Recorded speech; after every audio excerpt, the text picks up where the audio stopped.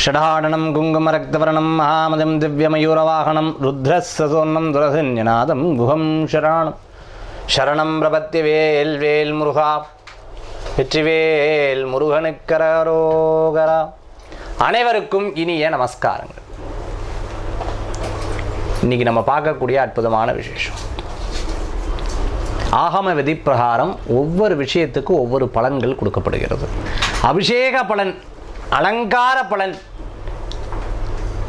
அர்ச்சனை பலன், வேண்டும் பலன், பிரதட்சண பலன், நமஸ்கார பலன்,